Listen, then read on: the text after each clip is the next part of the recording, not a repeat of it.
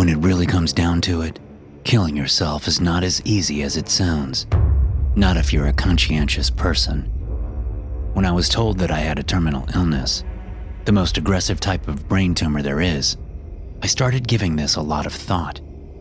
Of course, there are many ways to kill yourself. The human body is a surprisingly fragile thing. The problem that I encountered was that what would happen after I did the deed? I didn't want my family members to have to deal with finding my body if I were to use a gun on myself. That would likely traumatize whoever found me, whether it be my brother or sisters. I don't have any kids, and my parents are already dead. The same concerns came up when I thought about hanging myself or cutting my wrists. Then there was the whole concern about my life insurance policy. Being in my mid-30s, I only got the policy 3 years ago, long before I knew I had a tumor. And if you kill yourself within 5 years of getting the policy, your family gets nothing. While I don't have any kids, all 3 of my siblings do. And my life insurance policy could pay a good chunk of all the kids' college tuition. If I had the time, I could just wait 2 years and then end my own life. But I don't have 2 years. I barely have 2 months. The tumor is growing, and things are going to get really bad for me if I don't end my life. I'll be in constant pain. I won't know the difference between reality and hallucinations, and it's even possible that I could get violent with anyone who happens to be around. Brain tumors do weird things to people. So I find myself stuck between a tumor the size of a rock and a hard place. Sorry, a little gallows humor for you. Can't help myself sometimes. If I lived in a state that allowed physician-assisted death, I could legally ask a doctor to prescribe me medication that would end my life. There are all sorts of legal hoops to jump through, but my position is just what those laws are for. In that case, there'd be nothing the insurance company could do. They'd have to pay out. But I don't live in one of those 10 states, and I don't have time to establish residency in one of them. You can't just travel to one of these states and get a doctor to help you die. It doesn't work like that. I checked. So the only way I can get the insurance company to pay out is to allow the tumor to kill me. But, like I said, that would be bad for me and potentially bad for someone else. There's no telling what I'd do. I can't take that risk. But there is a workaround that I found. Apparently, you can find people to kill you on the dark web. So that's what I did. Or that's what I tried to do. Now, as I listen to the sound of someone breaking into my house, I realize that I messed up. You see, I got onto a dark web chat room titled "Kill Me Now" and made an announcement that I wanted someone to help me die. I probably should have been more specific and more careful about getting onto the dark web, which I knew nothing about. Before I knew what was happening, I was bombarded with phone calls on my personal phone. I was getting emails at my personal email address, which wasn't associated with my dark web account. At least, I thought it wasn't. There were dozens of people offering to kill me. Many of them said they would do it for free, so long as they got to record it. I had no idea that there were so many people who just wanted to kill someone. It was pretty disturbing. I tried telling these people that I'd made a mistake. I tried to tell them that I didn't want a violent death. Some of them listened to me, but others clearly did not. Others got mad and told me they knew where I lived, and they said they'd see me soon. At the time, I thought it was just talk. But now that I can hear someone coming into my house in the middle of the night, I'm confident that they're here to kill me. I live on the outskirts of a small Tennessee town in what is essentially a 2-story cabin that sits on a decent-sized plot of wooded land. I don't have any neighbors close enough to hear the ruckus. Dressed only in my light pajama pants and a t-shirt, I creep over to the window and look down into the front yard. I don't see anything. No vehicles, no people. Then again, there's an awning in the way, preventing me from seeing if someone is at the front door. I move over to the nightstand and grab my phone, just as I hear the sound of the front door crashing in. "Oh, Mr. Raiden!" A man calls out from downstairs. "Get ready to die!" Obviously, if they know where I live, they know my name. Still, hearing it sends a jolt of cold adrenaline into my system. Multiple sets of heavy footfalls echo throughout the cabin. 3 people at least, maybe 4. Unlocking my phone, I text 911 with my address and the word help, but I know how far the nearest police station is. There's no way they'll get here in time. Suddenly, the entire place plunges into darkness. They've found the breaker box and shut the power off. Pocketing my phone, I move over to the window, cursing myself for not keeping the one hunting rifle I own in my bedroom. It's downstairs in a gun rack over the fireplace. Heavy footsteps sound on the wooden stairs. Make sure to get it on camera. One guy says. I'm gonna chop his fucking head off. Another man says before laughing crazily. I yank the window up and throw one leg out. There's a narrow awning outside the window, just over the front door. I get out onto the rough shingles and start lowering myself down, facing toward the window. 2 men in baby masks barge into the room.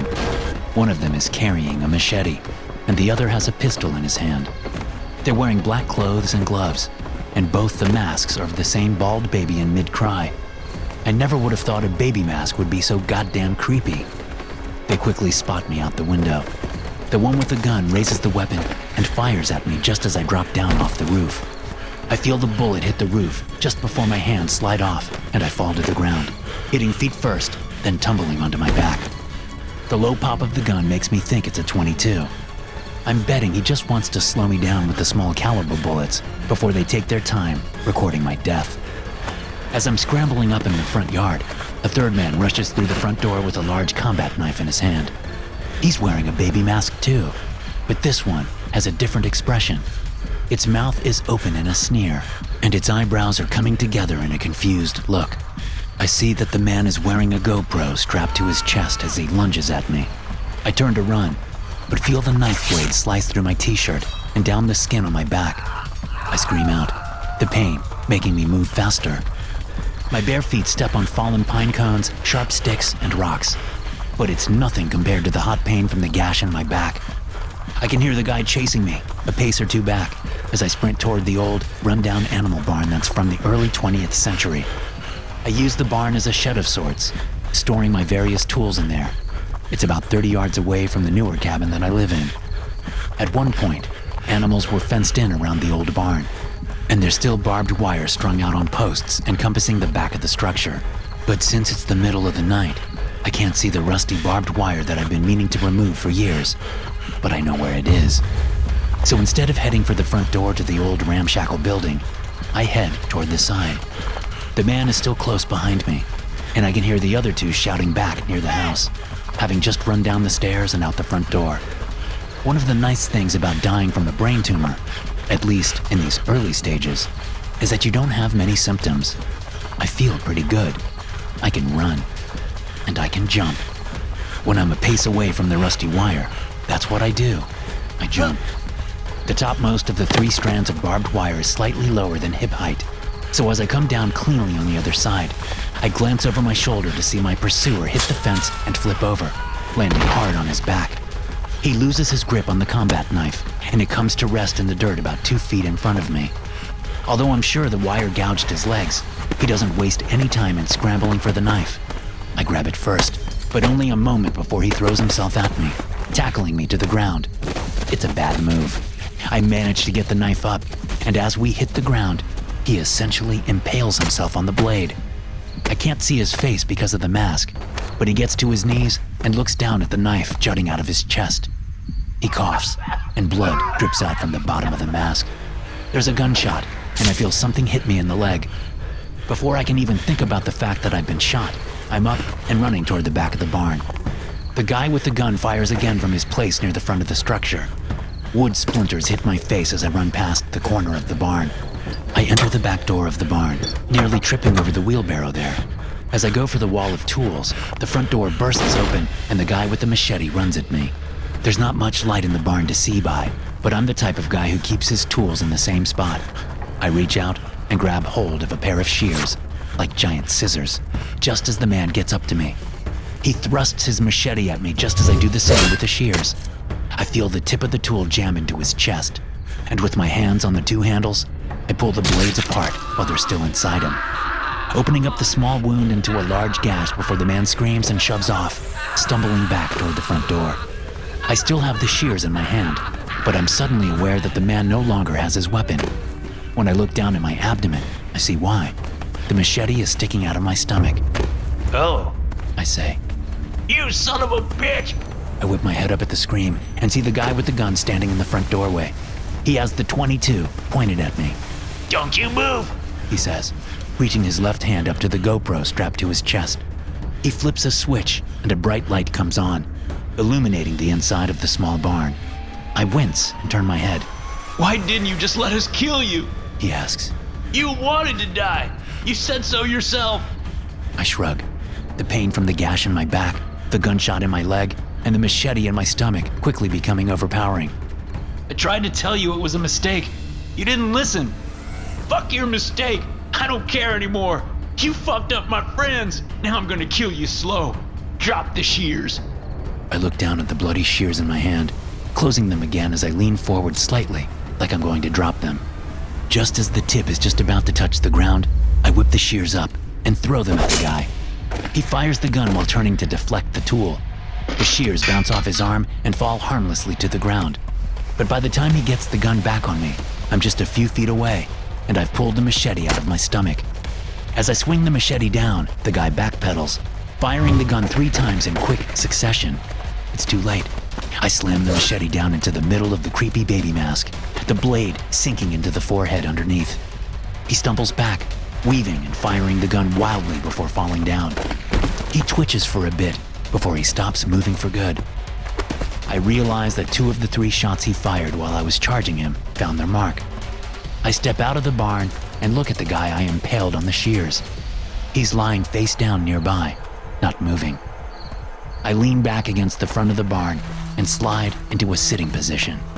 I've been shot 3 times, stabbed and sliced. It won't be long now. Sighing as I prop my head against the old barn, I smile. Maybe I haven't been completely honest with you. Maybe I knew what I was doing when I got on the dark web and accidentally told the wrong people I wanted to die. Maybe I wanted to go out on a high note, like a fucking action hero in a movie, taking out some bad people in the process. And maybe, just maybe, I covered my digital tracks well enough so that when the authorities look into this whole mess, they'll think it was a home invasion gone wrong. My life insurance will pay out. My nephew and nieces will be able to pay for at least some college. So now you understand. I have a reason to smile as the life leaves me. After all, most people don't get to die how they want. Most people don't get to fulfill their death wish. I count myself lucky. It's a good death.